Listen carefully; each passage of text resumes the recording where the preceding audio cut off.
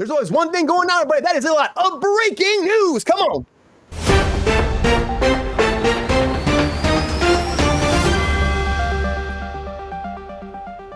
All right, the very first thing I'll talk about is Scream 7. Scream 7, everybody. Woo, I can't believe we're going to Scream 7, but the official release date is out February 27th, 2026. Got a long way to wait for this, everybody. But director Kevin Williamson's going to be here. Nev Campbell's coming back, of course.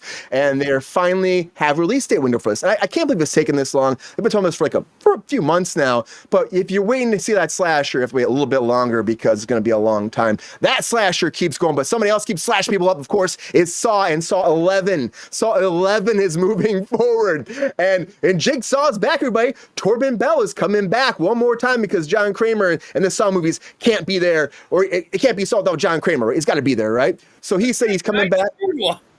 He's what, Jordan? This guy died in the third one. He did die, and they didn't. He only missed one movie because he died. And they did like a little, between 1 and 2, and then we were 2 and 3. We're making it work. We're making this shit work for him because he is Saw. He's synonymous with Saw. So he's really excited about continuing, he said, and developing this character further. And there's more of it that you don't expect you're going to see, and you're going to see it very soon in Saw 11. And this is not going to end. This last one did so well. The money was it just went crazy. It went crazy. Hey, what's up? Case of the right boot. Hey, man. Good to see you, man. Love Scream. But yeah, this is the thing about this too. It did so well. This last Saw 10, made $111 million it made on a $13 million budget. So I mean, I'm telling you, it's doing great. And this was a revitalization for the franchise. They realized one thing: they did one movie without him. You need him here. Even if he's dead, you figure it out. Look at Beetlejuice. He's dead. He's back too. And Beetlejuice 2 hit a new record, everybody. Well, first of all, I'm gonna tell you, it's coming out digitally on October 8th. That's not too far. 33 days after being in theaters. That's super, super quick. I don't know why they're not letting it stick in theaters longer, because it hasn't made as much money as I thought it would before it actually goes to digital. As of right now, it's the second highest grossing movie ever for Tim Burton at $377 million. So, and it's a big gap. The number one highest grossing movie for him is Alice in Wonderland, and that made $1.07 billion. So a long way to go from there. I still think it's a great Tim Burton movie. If you haven't seen it, check it out. And if you haven't seen it, it's going to be streaming pretty soon. But streaming is crazy for people. It's crazy. People love it so much. Look at the Menendez brothers. Again, we talked 42 minutes last week about Menendez brothers. I'm going to give you about a minute here. We're not going to do 42 minutes again. We're not going to do that again. Sorry, not going to happen. But Menendez brothers are going to be put back up for retrial maybe, or at least have their case looked over again. That's the DA, George Gascon, said in LA. Because of the evidence that came forward, he said, we're not saying that anything is wrong with the original trial, but we are giving it one more opportunity. What's up, Zombo? Great to see you.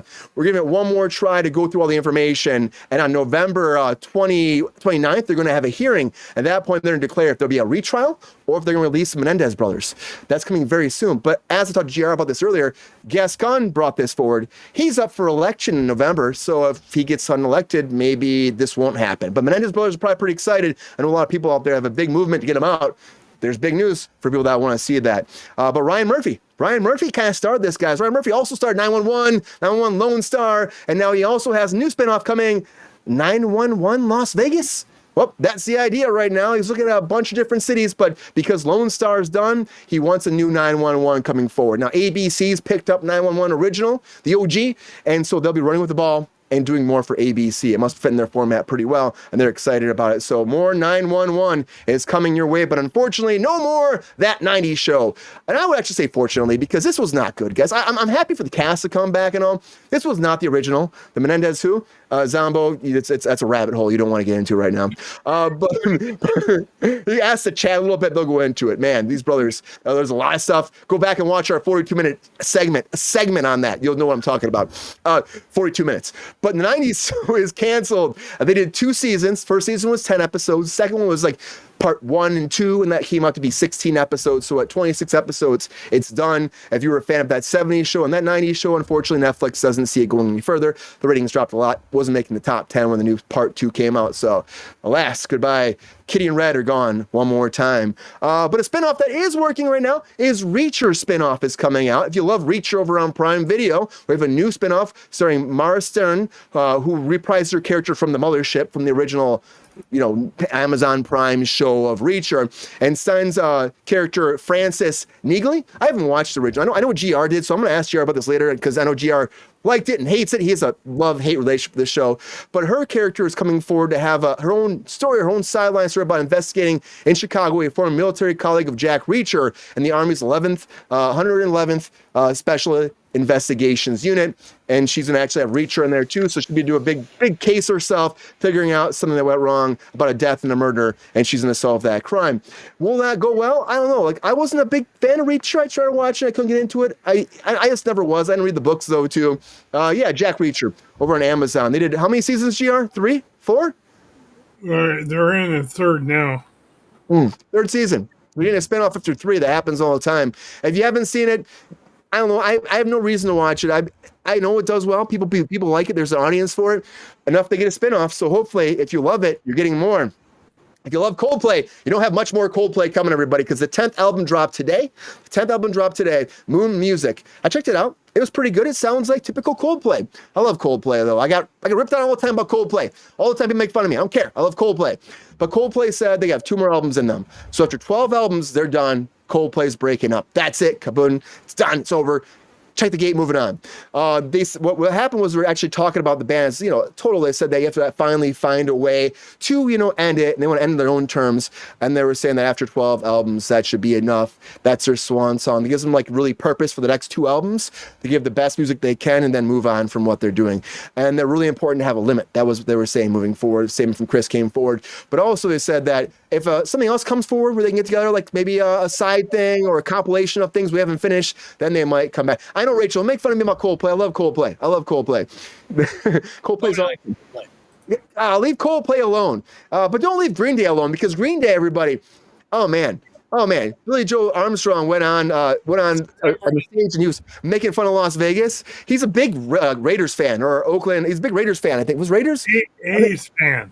I was an A's fan, a big A's fan. It's how much I'm into sports, everybody. GR's got to check me sometime. A big A's fan, Oakland A's fan. And they relocated to Las Vegas recently.